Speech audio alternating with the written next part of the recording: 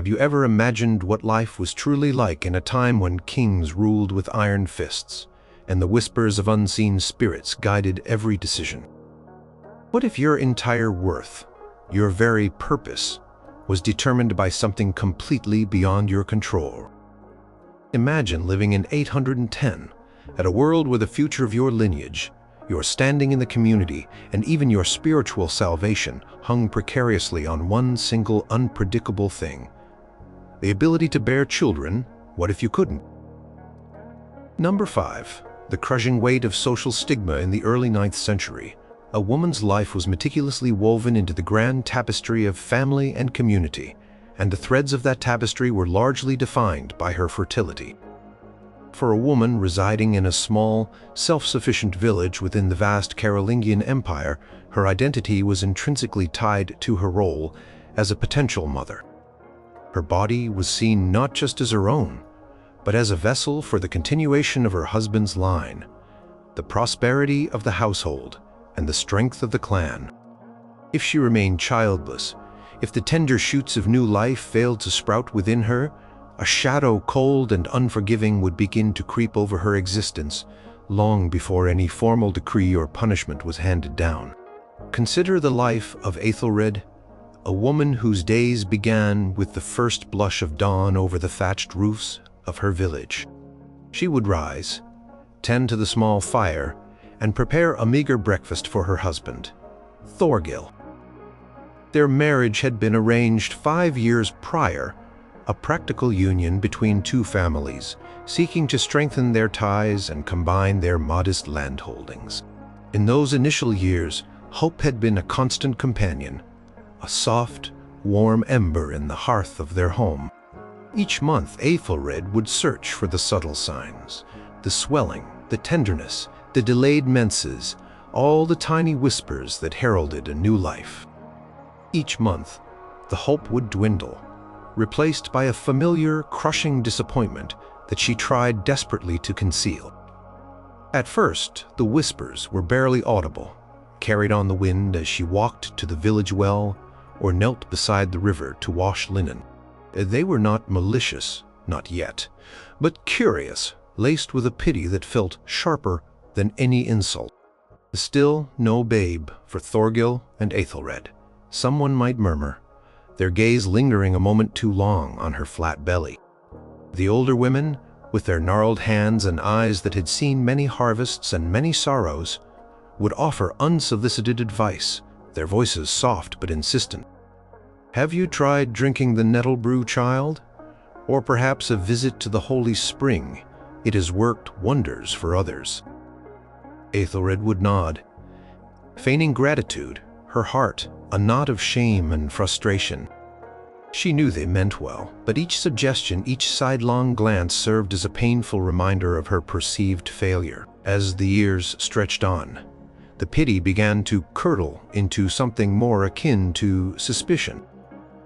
In a community where every hand was needed for sowing, harvesting, and building, children were not merely a blessing, they were an economic necessity, future laborers and caregivers for aging parents.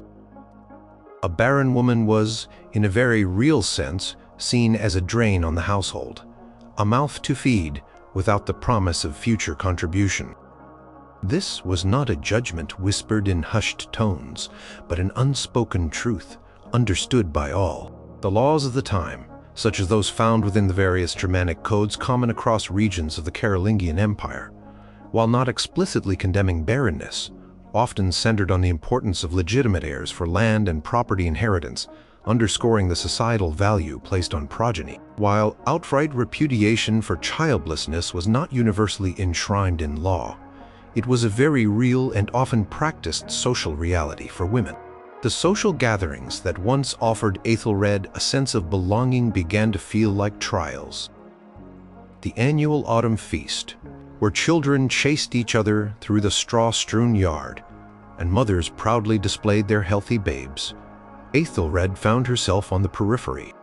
Conversations would subtly shift when she approached, focusing on the joys of motherhood, the challenges of raising a brood, subjects she could not join. The laughter of mothers playing with their little ones, the babbling of infants, all became a symphony of her own inadequacy, a constant auditory reminder of the empty cradle in her modest home.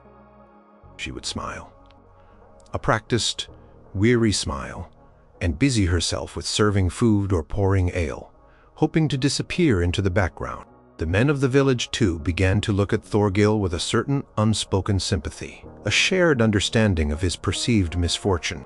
A man without sons was a man whose legacy was threatened, whose land might pass into other hands upon his death. Pressure on Thorgil mounted, and with it the pressure on Aethelred intensified. He was a kind man, in his own stoic way, but his growing frustration was palpable. He would return from the fields, his face etched with weariness, and look at her, not with anger, but with a deep, unsettling sadness that mirrored her own. "Perhaps we should journey to the abbey," he suggested one evening, his voice heavy. "The holy relics there are said to perform miracles." Aethelred knew he wasn't asking, he was desperate, and his desperation was a fresh wound in her heart. The stigma extended beyond the living. In a society deeply rooted in ancestor veneration and the importance of an unbroken lineage, the inability to bear children also meant the inability to contribute to the ancestral line. One would have no descendants to remember them, to make offerings at their grave, or to carry on their name. This was a profound form of erasure, a spiritual death before the physical one. Aethelred felt herself shrinking, becoming less visible, less important in the eyes of her community, and worst of all in her own eyes. The vibrant young woman who had married Thorgil 5 years ago, full of hope and dreams, was slowly being consumed by the silent judgment of her neighbors, the unspoken pity, and the overwhelming sense of her own failure to fulfill the most fundamental expectation of womanhood. In 810, the heavy cloak of social stigma clung to her, suffocating her spirit, isolating her from the very people she lived among. It was a punishment without a visible lash, a prison without walls, and its agony was a constant, gnawing presence. Every glance, every whispered word, every unspoken judgment solidified her status as an outcast, a woman incomplete, her life viewed as a tragedy unfolding silently on the heart of the bustling village. Number 4.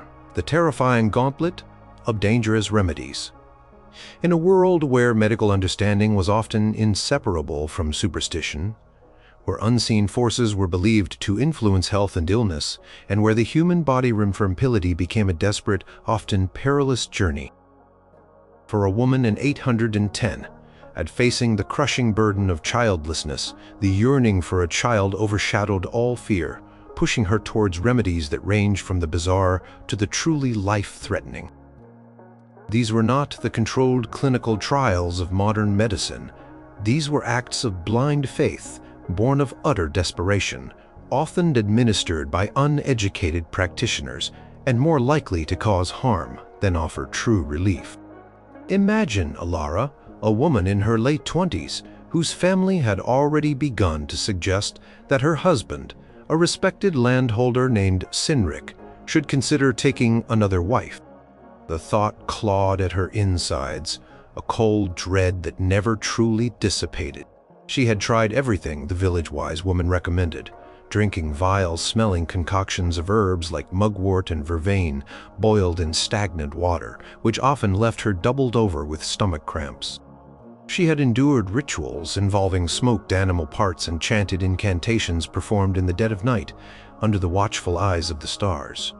None had worked. The desire for a child, for a reprieve from the whispers and the pity, drove her to seek more drastic measures, to listen to every rumor of a miraculous healer or a potent cure. One day, a traveling peddler passed through their remote settlement, hawking not only trinkets and spices, but also the promise of wondrous elixirs. He spoke of a potion, a fertility draught, brewed in a distant land, containing rare and powerful ingredients for a steep price. Alara convinced Cynric to purchase it. Peddler described the ingredients with grandiosity: dried serpent skin, powdered deer antler, and a dash of something he called moon dust, all steeped in strong ale. The reality was likely far more mundane and far more dangerous. The potion was bitter, gritty, and after drinking it, Alara suffered violent bouts of nausea, fever, and a searing pain in her abdomen. She lay in her bed for days, weak and delirious, convinced she was paying the price for her barrenness, yet unwilling to admit the potion had harmed her. Her body, already under immense psychological stress, was now ravaged by unknown substances, perhaps even poisonous ones like hemlock or belladonna, which were sometimes used in folk remedies, often with fatal consequences. Beyond these homebrewed or peddled remedies, there were also more formalized, albeit equally misguided, medical practices. While the great medical schools of Salerno and Montpellier were centuries away from their peak, some knowledge from classical antiquity, often fragmented and misinterpreted, filtered down through monastic libraries and learned individuals. Texts like those attributed to Hippocrates or Galen, though poorly understood and not widely disseminated, sometimes contained ideas about the humors of the body and their balance.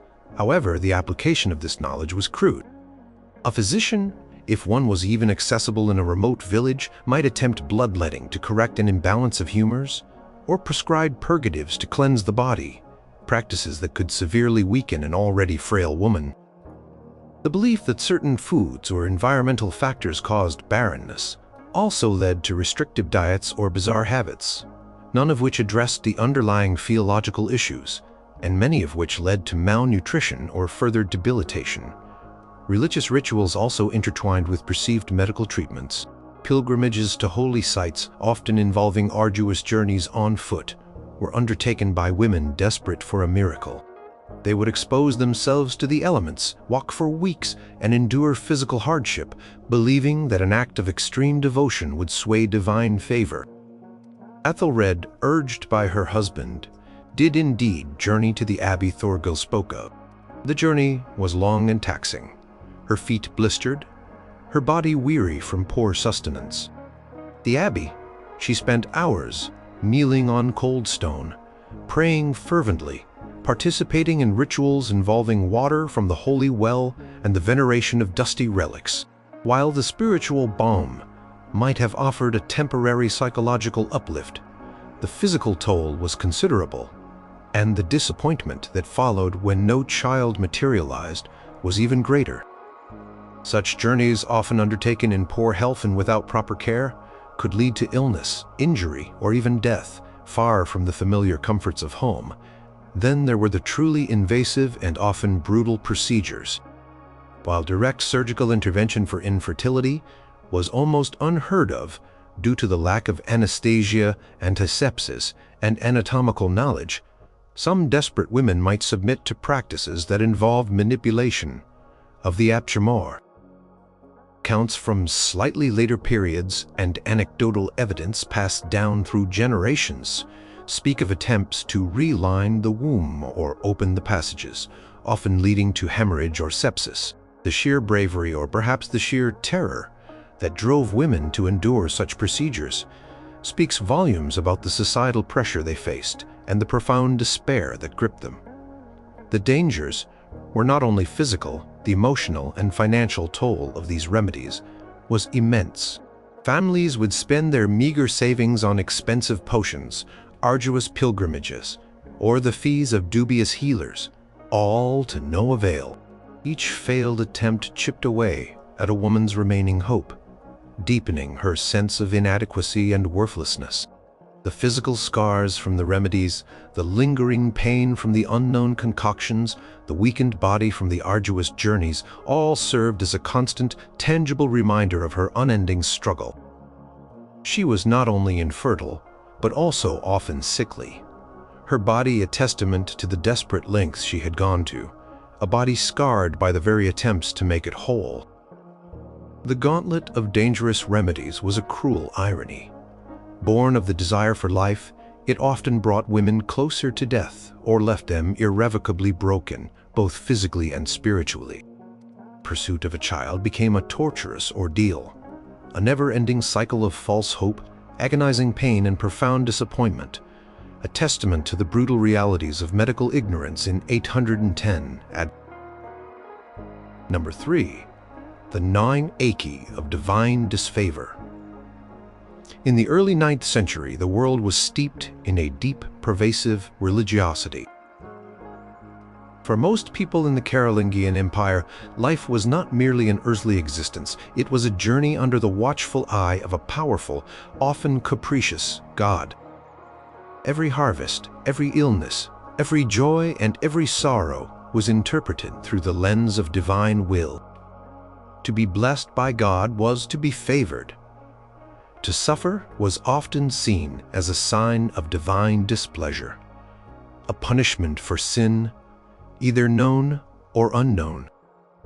For a woman who remained childless, this prevailing theological framework added an unbearable layer of anguish, a gnawing ache that transcended the physical and social, burrowing deep into her very soul. The teachings of the Church, disseminated by priests and monks, reinforced the idea that fruitfulness was a blessing, a sign of God's grace. Genesis, with its powerful command to be fruitful and multiply, resonated deeply in the collective consciousness. Conversely, barrenness, like disease or famine, was often interpreted as a curse, a direct consequence of sin. It might be a punishment for a specific transgression, a hidden fault, or even the sins of one's ancestors. This belief system placed an immense psychological burden on infertile women. They were not merely experiencing a physical inability. They were seen, and often saw themselves, as spiritually flawed, out of favor with the Almighty. Imagine a woman named Aethelred, a pious woman who attended Mass diligently, confessed her sins regularly, and strove to live a life pleasing to God.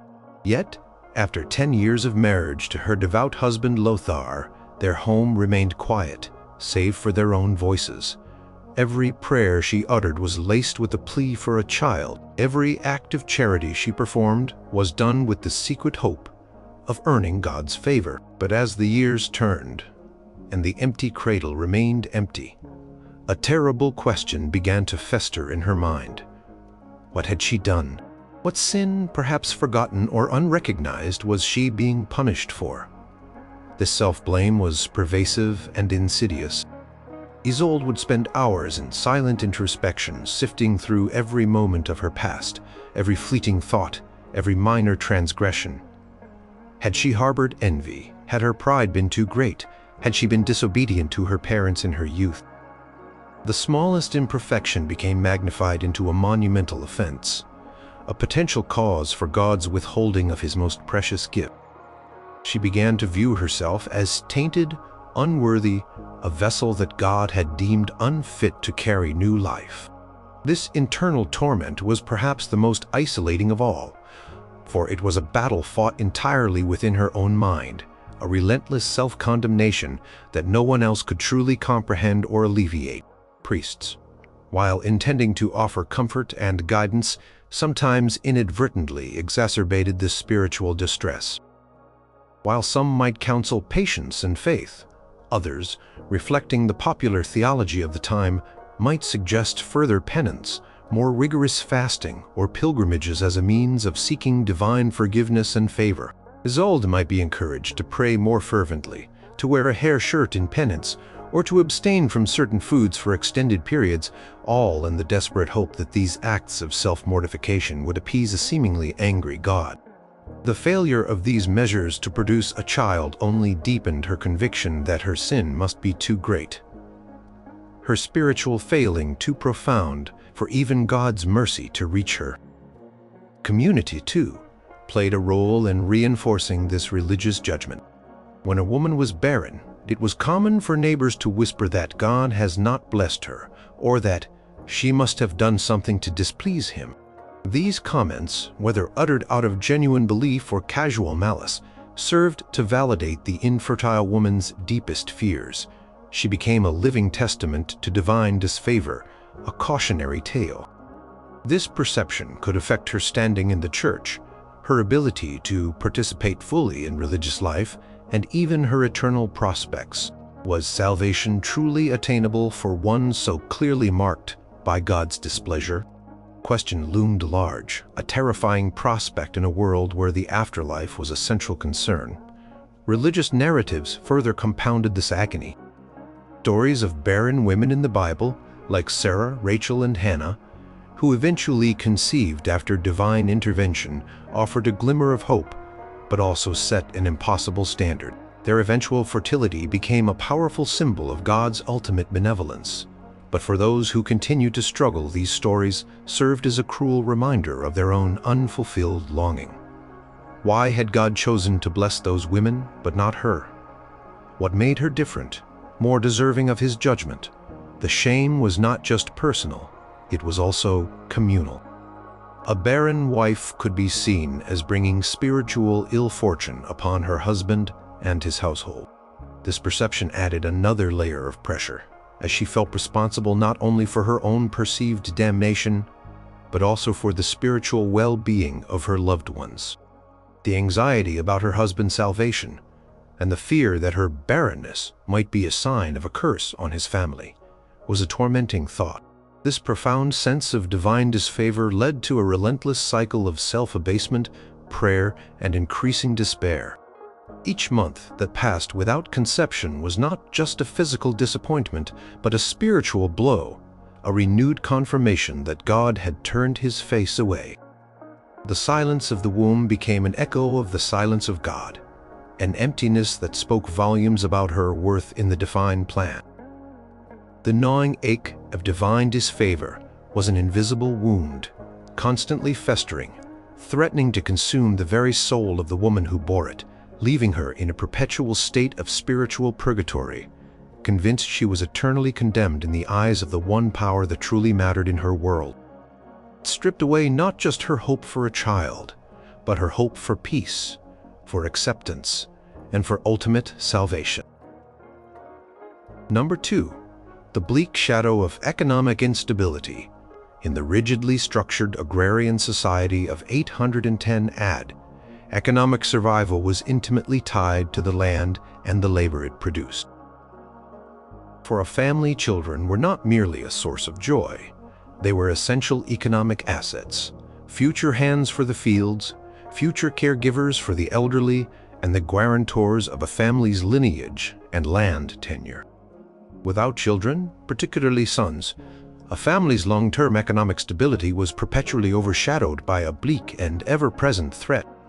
For an infertile woman, this translated into a direct assault on her security and her future, casting a long, chilling shadow over every aspect of her life. Consider the family of Brynhild and Orm, free peasants who owned a small patch of land enough to sustain themselves with diligent labor. Their lives revolved around the rhythm of the seasons, the planting, the harvesting, the tending of livestock. Their prosperity, even their very ability to hold onto their land, was inextricably linked to the labor that could be extracted from it. As the years passed without a child, the burden on Brynhild and Orm grew. They had to perform all the backbreaking work themselves. While a few extra hands from other families might be hired during peak season, this was an expensive proposition, chipping away at their already meager surplus.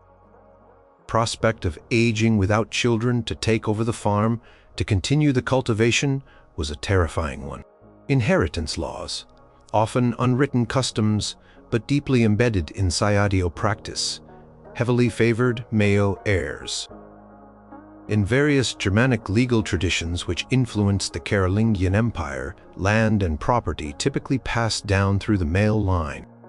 The Salic law, for example, famous for excluding women from inheriting land, reflected a broader societal inclination to keep land within the male family name. While specific rules varied by region and social class, the general principle was clear. A son was the key to preserving the family's economic future and social standing. Without a son, the land might pass to a male relative, a brother or a cousin of the husband. Upon his death, potentially leaving the widow vulnerable and dispossessed. For Brynhild, this meant a constant gnawing anxiety. What would happen to her if Orm died?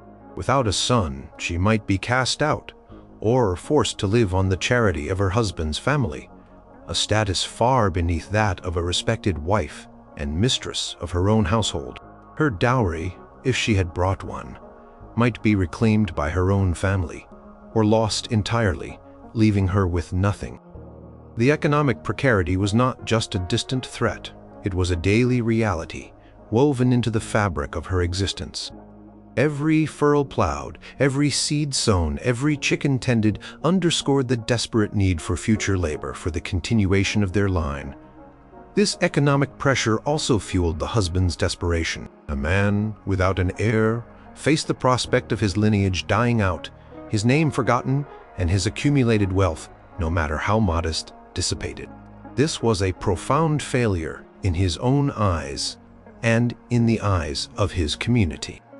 While legal repudiation of a wife for barrenness was not universal, it was a very real possibility and a common practice. A husband under immense pressure from his family and community might seek a divorce or separation on grounds of infertility, then take a new wife in the hope of siring an heir. Such a move would leave the infertile woman in an incredibly vulnerable position. She would lose her status, her home, and any claim to her husband's property.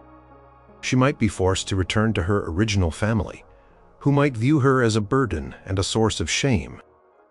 Her prospects for remarriage would be slim to none, sealing her fate as an outcast, dependent on the goodwill of others. The economic implications extended beyond land ownership. In a society where social safety nets were non-existent, the elderly depended entirely on their children for care and support. A barren woman meant an uncertain old age for herself and her husband, who would care for them when they were too old to work the fields, who would provide them with food and shelter. The fear of destitution in their declining years was a powerful motivator for both the husband and his family to seek an heir, often at the infertile wife's expense. Even for women in higher social strata, such as noblewomen or members of the burgeoning merchant class, the economic shadow loomed large. A noblewoman who failed to produce an heir, especially a male heir, threatened the stability of her husband's estate, title, and political influence. Her marriage might be annulled, or her husband might openly take a concubine in an attempt to secure an heir. Though this was less common among Christians, it was a practical solution that was occasionally resorted to. She would then face the ignominy of being set aside, perhaps sent to a convent, losing her status and power, a fate often worse than death for women accustomed to privilege. The relentless pressure to produce an heir, therefore, was not merely a social expectation, it was an economic imperative. For Brynhild, every day was a battle against the looming threat of destitution. She saw other families, robust with children, working their fields, their future secured by the promise of their progeny. Her own future, by contrast, felt like a ship adrift in a stormy sea, without a rudder or a sail. The bleak shadow of economic instability was a constant companion, a stark reminder that her very survival, her dignity, and her place in the world were fragile, dependent on a function her body could not perform. This economic insecurity was a powerful driver of the desire for children, turning the absence of a child into a source of profound, existential fear for every infertile woman in 810. It was a silent burden, gnawing at her peace of mind, robbing her of any sense of security, and leaving her perpetually teetering on the precipice of ruin. Number 1. The soul-crushing burden of personal despair. Beneath the layers of social stigma, dangerous remedies, divine judgment, and economic anxiety lay the most profound and pervasive agony of infertility for women in 810. Add the soul-crushing burden of personal despair. This was an internal torment, a silent scream that echoed only within the confines of her own mind, a grief that no one else could truly share or comprehend. It was the devastation of a fundamental human longing, the shattering of dreams, and the erosion of self-worth that went far beyond any external pressure. Imagine the young girl, growing up in a simple village, watching her mother and aunts tend to their children, seeing the joy in their eyes, the purpose in their hands. From an early age, she would have absorbed the unspoken truth that motherhood was the pinnacle of a woman's existence, her ultimate fulfillment. She would have dreamed of cradling her own infant, of teaching a small hand to knead dough, of seeing her husband's pride reflected in the face of their child. These were not just societal expectations. They were deeply ingrained personal desires, woven into the very fabric of her identity from childhood. When conception failed, month after month, year after year, these cherished dreams did not simply fade. They shattered into a million painful fragments. Each menstrual cycle that arrived was not just a physical occurrence, but a confirmation of failure, a fresh wound to her spirit. It was a monthly funeral for a child that would never be, a grief that was perpetually renewed, leaving no space for healing. This was a private agony, often concealed behind a brave face, for to reveal the depths of such despair might be seen as a weakness, or worse, as a sign of her unworthiness. Consider a woman named Rowena, who lived near a bustling trade route, providing her with more exposure to the outside world, but also more opportunities for comparison. She saw women pass by, robust and fertile, with babes bundled tightly against their chests or toddlers clinging to their skirts. She saw the ease with which some women seemed to bear children, often without conscious effort, while she, despite all her prayers and longing, remained empty. This comparison fueled a bitter envy, a dark emotion that she immediately condemned within herself, for envy was a sin, yet it persisted, a corrosive acid that ate away at her inner peace. Why them and not me? What was so fundamentally wrong with her? The feeling of inadequacy permeated every aspect of her being. She might be skilled at spinning wool, at baking bread, at tending to her household duties, but in her own eyes these accomplishments paled in comparison to the one she could not achieve. She was a woman, but not a true woman, for she could not fulfill the biological purpose that defined her gender in her society. This internal narrative of failure was relentless, chipping away at her confidence, her joy, and her very sense of self. She might become withdrawn, her laughter less frequent, her eyes holding a perpetual sadness that even her husband might not fully perceive, or perhaps chose not to. The lack of understanding from others compounded this despair. Her sadness would likely be attributed to her barrenness itself, or to her perceived sin, rather than as a legitimate response to profound psychological suffering. She was expected to bear her burden silently, to pray, to hope, but not to express the raw, visceral pain of her emptiness. There were no support groups, no sympathetic ears who truly understood her specific heartache. Her husband, while perhaps caring, might express his disappointment more as a pragmatic concern about heirs, rather than acknowledging the emotional devastation she felt. Other women, caught up in the demands of their own large families, might offer platitudes or unhelpful advice, unable to truly empathize with the unique loneliness of barrenness. The feeling of loneliness was immense. Despite living in close-knit communities, an infertile woman could feel utterly isolated. She could not participate in the shared joys of motherhood, the discussions of child-rearing, the collective experience of nurturing new life. She existed on the periphery, an observer to the very essence of communal life. This isolation deepened her despair, leaving her feeling utterly alone in her sorrow. She might even feel alienated from her own body, which she perceived as having betrayed her, a vessel that refused to perform its most fundamental function. Furthermore, the constant pressure to find a remedy, to undergo painful treatments, to undertake arduous pilgrimages, added to her exhaustion and reinforced the idea that her barrenness was a problem that she needed to fix. It was a relentless cycle of effort, hope, and crushing disappointment, each iteration digging the pit of despair deeper. There was no escape, no respite from the constant reminders of her perceived inadequacy. Every wailing infant, every pregnant belly, every bustling family she encountered served as a painful mirror reflecting her own emptiness. The soul-crushing burden of personal despair was the ultimate, silent agony. It was the daily, hourly experience of a dream deferred, a purpose denied, a fundamental longing unfulfilled. It was the slow, agonizing erosion of self-worth, the constant whisper of unworthy and failure in her own mind. It was a grief that knew no end, a wound that refused to heal, leaving her emotionally ravaged and spiritually exhausted. In 810, a woman's life was defined by her ability to bear children, and for those who could not, the internal landscape of their existence was often a desolate, sorrowful place, shrouded in the profound, unbearable weight of their own personal despair.